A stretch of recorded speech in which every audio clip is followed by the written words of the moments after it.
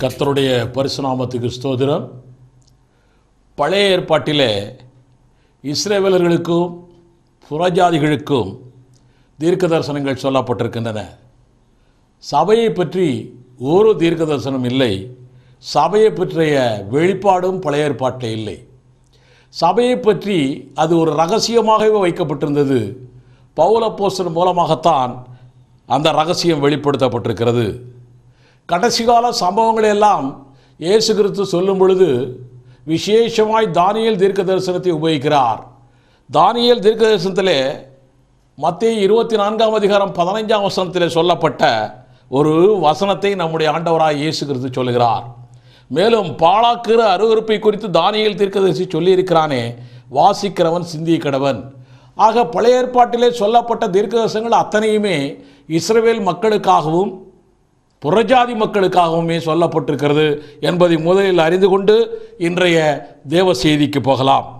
தானியேல் Babylon சாம்ராஜ்யத்தில் அடிமையாய் இருந்த காலகட்டத்தில் அவனுக்கு 4 விதமான தரிசனங்கள் கிடைத்தன. அவனுக்கு 4 விதமான தரிசனத்தில் முதல் தரிசனம் 4 மிருக தரிசனம்.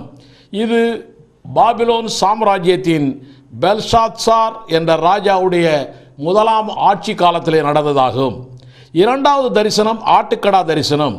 இது அதே பாபிலோன் சாம்ராஜ்யத்திலே பெல்ஷாத்சார் ஆட்சி செய்த 3ஆம் வருஷத்தில் ஏற்பட்ட தரிசனமாகும். மூன்றாவது தரிசனம் எரேமியாவினுடைய 70 வருஷ விளக்கத்தை அந்த தானியேல் அந்த தீர்க்கதரிசன புஸ்தகத்திலே தேடி கண்டுபிடித்து கொண்டிருக்கும் போது தேவன் 70 வார தீர்க்க தரிசனத்தை கொடுக்கிறார். அவன் தேடிக்கொண்டிருந்தது 70 வருஷ தீர்க்க தரிசனத்தை பற்றி. ஆனால் தேவன் கொடுக்கிறது 70 வார தீர்க்க தரிசனம். இது மேதிய ராஜாவாகிய தரியுடைய முதலாம் ஆண்டு ஆட்சி காலத்திலே நடந்திருக்கிறது. 4வது தரிசனம் இது கோரேஸ் என்ற ராஜா, பெர்சிய தேசத்து ராஜா, அவனுடைய 3ஆம் ஆண்டு ஆட்சி காலத்திலே நடந்திருக்கிறது 4வது தரிசனம். இந்த 4 தானியேல் 8 எழுதப்பட்ட ஆட்டுக்கடா தரிசனத்தை பற்றி தான் இப்பொழுது நாம் ஆராயப் போகிறோம்.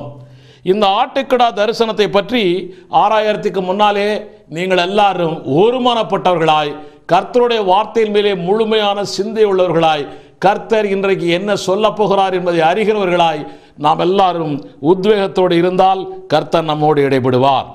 இந்த தானியேல் 8ஆம் அதிகாரத்தில் சொல்லப்பட்ட ஆட்டுக்கடா தரிசனத்தில் முதலிலே 2 கொம்புள்ள ஆட்டுக்கடா வருகிறது. 2 கொம்புள்ள ஆட்டுக்கடா என்பது அதிலே ஒரு கொம்பு உயர்ந்ததாக இருக்கிறது, இன்னொரு கொம்பு தாழ்ந்ததாக இருக்கிறது. தானியேல் 8ஆம் அதிகாரம் 20ஆம் வசனத்தில் இது எழுதப்பட்டிருக்கிறது. இது மேதிய பெர்சிய சாம்ராஜ்யம் என்று சொல்லப்பட்டிருக்கிறது. இந்த தரிசனம் வந்ததே பாபிலோன் சாம்ராஜ்யம் இருக்கும் பொழுதுதான் வந்தது. நம்ம எல்லாருக்கும் தெரியும் 4 சாம்ராஜ்யங்கள் இந்த பூமியிலே இருந்தன. அதிலே முதல் சாம்ராஜ்யம் பாபிலோன் சாம்ராஜ்யம், 2வது மேதிய பெர்சிய சாம்ராஜ்யம், 3வது கிரேக்க சாம்ராஜ்யம், 4வது ரோம சாம்ராஜ்யம் என்று நாம் அறிவோம். இந்த ரோம சாம்ராஜ்யத்துக்கு பிற்பாடு இதுவரைக்கும் உலகத்திலே சாம்ராஜ்யங்கள் உருவாகவில்லை. இந்த முதலாம் சாம்ராஜ்யம் பாபிலோன் சாம்ராஜ்யத்தின் காலத்தில் தான் இந்த ஆட்டுக்கடா தரிசனம் வந்து கொண்டிருக்கிறது. ஆனாலும் அதற்கு பின்னாலே வரக்கூடிய மேதிய பெர்சிய ராஜாவை பற்றி, அந்த ராஜா இந்த உலகத்தை சாம்ராஜ்யமாய் ஆக்கப் போகிறான் என்ற ஒரு விஷயத்தை முன்கூட்டியே அந்த ராஜ்யத்துடைய பெயரை போட்டே நம்முடைய தானியேல் புஸ்தகத்திலே ஆவியானவரால் எழுதப்பட்டிருக்கிறது. ஆக ராஜ்யங்கள் வருவதற்கு முன்னாலேயே பெயர்களோடு சொல்லப்பட்ட ஒரு தீர்க்க தரிசன புத்தகம் நாம் வைத்திருக்கிற இந்த வேத புத்தகம்தான்.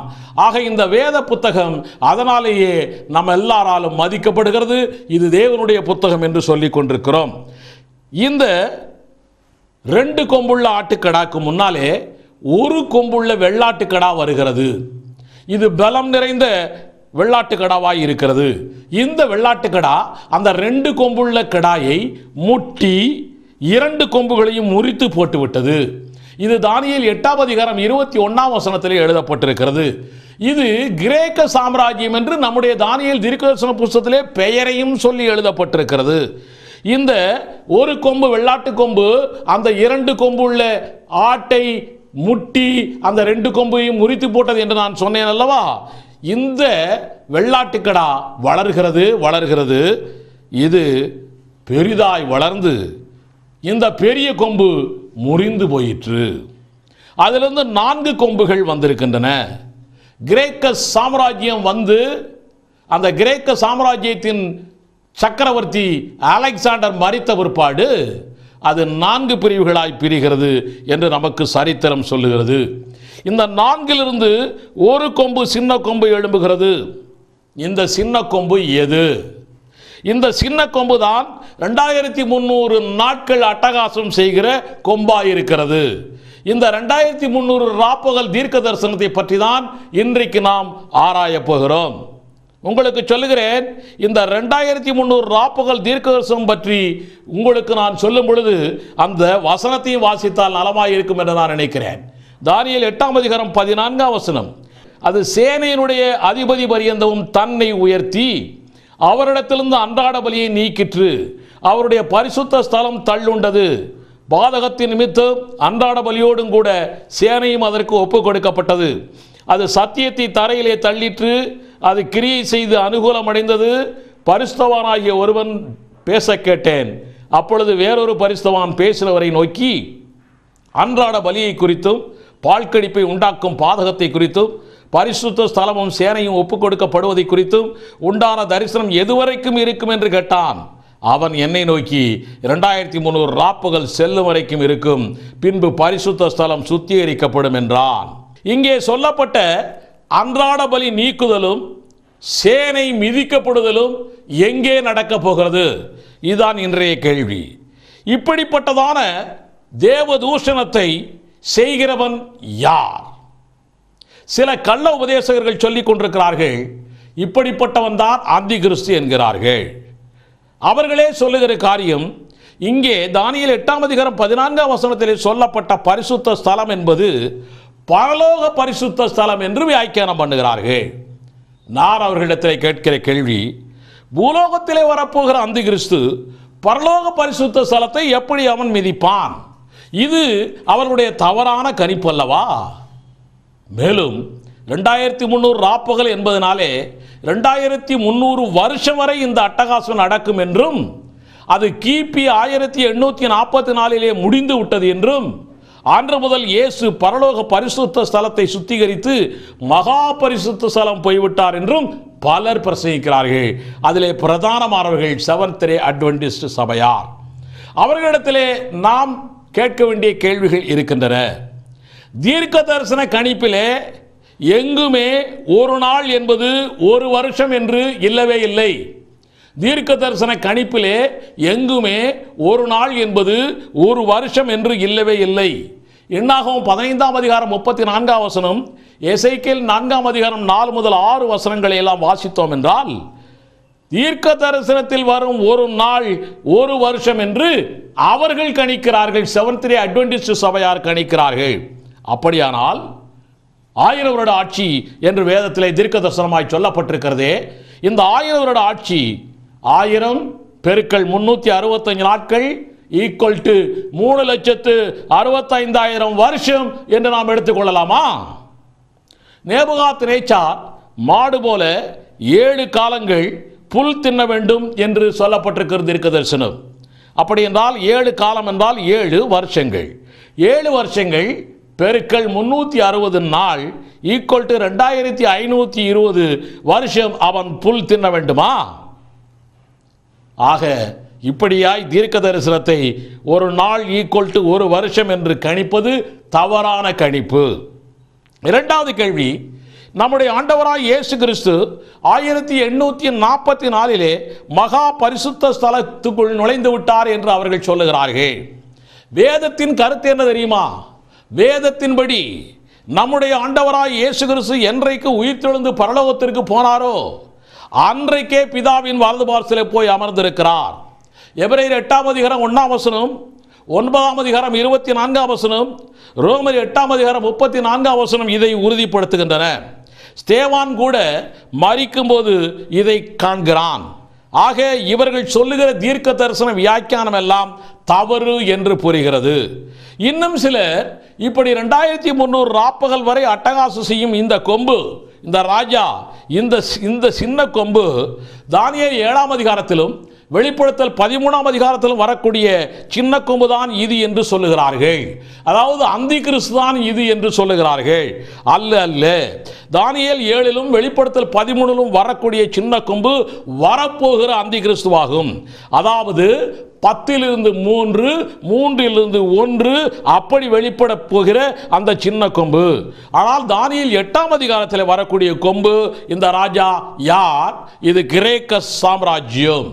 இந்த சாம்ராஜ்யம் 4 பிரிவுகளாய் பிரிகிறது. அதிலே ஒரு சின்ன கொம்பு உருவாகிறது. தானியேல் 8ஆம் அதிகாரம் 9ஆம் வசனத்தை நான் உங்களுக்கு வாசிக்கிறேன்.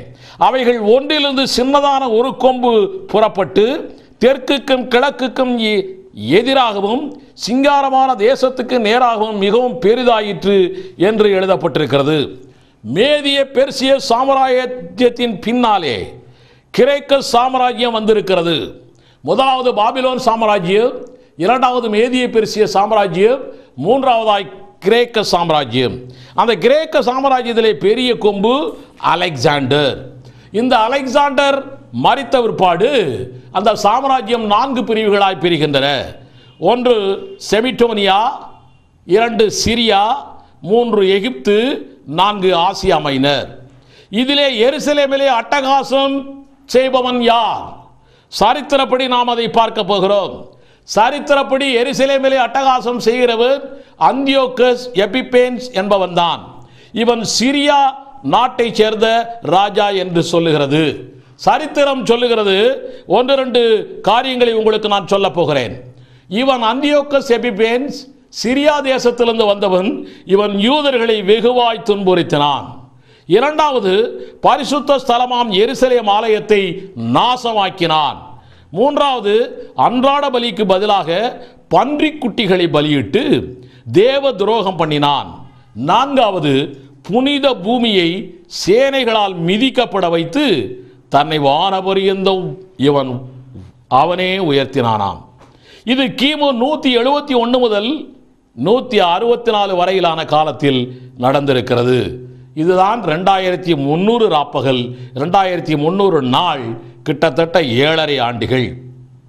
அந்த ராஜாவுக்கு பிற்பாடுதான், அந்த அந்தியோகஸ் எபிபேன்ஸ் என்ற சீரிய தேசத்து ராஜாவுக்கு பிற்பாடுதான், அதாவது அலெக்சாண்டருக்கு பிறகு 4 பகுதியாய் பிரிந்த ஒரு ராஜ்யம் சீரிய தேசம், அந்த தேசத்து ராஜாவுக்கு பிற்பாடுதான் நம்முடைய எருசலேம் பரிசுத்த ஸ்தலம் சுத்திகரிக்கப்பட்டதாம். அதை நான் வேதத்திலே வசனத்தின்படி வாசிக்கிறேன், கேளுங்கள். தானியேல் 8ஆம் அதிகாரம் 21 முதல் 26 வசனங்கள். ரோமமுள்ள அந்த வெள்ளாட்டுக்கடா கிரேக்கு தேசத்தின் ராஜா. அதன் கண்களுக்கு நடுவே இருந்த பெரிய கொம்பு அதன் முதலாம் ராஜா. அது முறிந்து போன பின்பு அதற்கு பதிலாக 4 கொம்புகள் எழும்பினது. என்னவென்றால், அந்த ஜாதியிலே 4 ராஜ்யங்கள் எழும்பும். ஆனாலும் அவனுக்கு இருந்த வல்லமை அவைகளுக்கு இராது. அவர்களுடைய ராஜ்ய பாரத்தின் கடைசி காலத்துல வென்றால் பாதகர்களுடைய பாதகம் நிறைவேறும் போது மூர்க்க முகமும் சூதான பேச்சும் உள்ள சாமர்த்தியமான ஒரு ராஜா எழும்புவான். அவனுடைய வல்லமை பெருகும். ஆனாலும் அவனுடைய சுயபலத்தினால் அல்ல, அவன் அதிசயமான விதமாக அழிம்புண்டாக்கி அனுகூலம் பெற்று கிரியை செய்து பலவான்களையும் பரிசுத்தவான்களையும் அழிப்பான். அவன் தன் உபாயத்தினாலே வஞ்சகத்தை கைகூட வர பண்ணி தன் இருதயத்தில் பெருமை கொண்டு நீர்விசாதத்தோடு இருக்கிற அநேகரை அழித்து அதிபதிகளுக்கு அதிபதியாய் இருக்கிறவருக்கு விரோதமாய் எழும்புவான். ஆனாலும் அவன் கையினால் அல்ல, வேறு விதமாய் முறித்து போடப்படுவான். சொல்லப்பட்ட இந்த ராப்பகலின் தரிசனம் சத்தியமாய் இருக்கிறது என்று வேதவசனம் சொல்லுகிறது. இதை இன்னும் கொஞ்சம் விளக்கமாய் நாம் அறிந்து கொள்ள வேண்டுமென்றால், ரோமன் கத்தோலிக்க சபை வைத்திருக்கக்கூடிய பைபிளிலே இது இன்னும் கொஞ்சம் விளக்கமாக எழுதப்பட்டிருக்கிறது. அவர்கள் வைத்திருக்கிற பைபிளிலே தள்ளுபடி ஆகமம் இருக்கிறது. அந்த தள்ளுபடி ஆகமத்திலே மெகாபே ஆகமம் என்ற ஒரு ஆகமம் இருக்கிறது. இந்த மெகாபே என்ற தள்ளுபடி ஆகமம் 1ஆம் அதிகாரம் 43 முதல் 52 வசனங்களிலே இது இன்னமும் திட்டமும் தெளிவுமாய் விளக்கமாய் எழுதப்பட்டிருக்கிறது. நான் வாசிக்கிறேன், கேளுங்கள். அந்தியோகேஸ் மன்னன் தன் நாட்டு மக்கள் எல்லாரும் ஒன்றாய் இருக்க வேண்டும் என்றும் தத்தம் வழக்கங்களை விட்டுவிட வேண்டும் என்றும் ஓலை அனுப்பினான். அந்தியோகஸ் மன்னனின் வார்த்தைப்படி நடக்க எல்லாரும் இசைந்தார்கள். இஸ்ராயேலிலும் பலர் அவனுக்கு அடிமைகளாக இசைந்து சிலைகளுக்கு பலியிட்டு ஓய்வு நாளை கெடுத்தார்கள். யூதர்களும் மற்றவர்களுடைய வழக்கங்களை அனுசரிக்கும்படி எருசலேமுக்கும் யூத நகரங்களுக்கும் சட்ட நூல்களை தூதர் வழியாக மன்னன் அனுப்பினான். அவர்கள் கடவுளுடைய ஆலயத்தில் பலிகளும் மற்ற இறை வழிபாடுகளும் நடவாதபடிக்கும் ஓய்வு நாட்களையும் மற்ற திருநாட்களையும் அனுசரியாதபடிக்கும் தடுத்தார்கள். அரசன் புனித இடங்களையும் புனித இஸ்ராயலரையும் கரைப்படுத்தும்படிக்கும் கட்டளையிட்டான். பீடங்கள், கோயில்கள், சிலைகள் இவைகளை அமைக்கவும் பன்றிகளையும் அசுத்தமான மிருகங்களையும் பலியிடவும் கட்டளையிட்டான். கடவுளின் கட்டளைகளையும் அவருடைய ஏற்பாடுகள் அனைத்தையும் மறந்து போகும்படியாக தங்கள் பிள்ளைகளை விருத்த சேதனமின்றி விட்டுவிடும்படிக்கும் அசுத்தமான பொருட்களாலும் தீய செயல்களாலும் அவர்கள் ஆன்மாக்களை கெடுக்கவும் கட்டளையிட்டான். அந்தியோக்கஸ் மன்னன் கட்டளைப்படி நடவாதவர்கள் சாவார்கள் என்று கட்டளை விதிக்கப்பட்டது. இது எவ்வளவு தீர்க்க தரிசனமாய் தள்ளுபடியாகமத்தில் எழுதப்பட்டிருக்கிறது பார்த்தீர்களா? இந்த சின்ன கொம்புக்கு, அந்தி கிறிஸ்துவாகிய சின்ன கொம்புக்கு குணாதிசயங்கள் கிட்டத்தட்ட ஒரே மாதிரி தான். ஆனால் இந்த அந்தியோக்கஸ் எபிபேன் சீரிய தேசத்திலிருந்து வரக்கூடியவன், இவன் வேறு, அந்தி கிறிஸ்து வேறு. இந்த செய்தியை கேட்டுக்கொண்டிருக்கிற சகோதரனே சகோதரியே, இந்த செய்தியை பார்த்து கொண்டிருக்கிற சகோதரனே சகோதரியே, 2300 ராப்பகல் தீர்க்க தரிசனம் இன்றைக்கு உங்களுக்கு புரிந்திருக்கும் என்று நான் நம்பியிருக்கிறேன். இதை நீங்கள் மற்றவர்களுக்கும் சொல்லுங்கள். கள்ள தீர்க்கதரிசிகளின் விளக்கங்கள் தவிடுபொடியாய் ஆகட்டும். நம்முடைய ஆண்டவராய் இயேசு கிறிஸ்து சீக்கிரமாய் வருகிறார். ஆயத்தமாவோம், ஆயத்தமாக்குவோம். இந்த செய்தியினால் நீங்கள் ஆசீர்வதிக்கப்பட்டிருப்பீர்கள் என்று நம்புகிறோம். இது கடைசி காலத்தில் உள்ள உங்களுக்காக. இது குறித்த உங்கள் கேள்விகளை, சந்தேகங்களை உடனடியாக எங்களுக்கு அனுப்புங்கள். மாதம் மாதம் வெளிவரும் விசுவாசம் விளக்கம் பத்திரிகையில் விளக்கம் அளிக்கப்படும். இயேசுவின் வருகை தாமதமானால் மீண்டும் சந்திப்போம். மாரநாதா.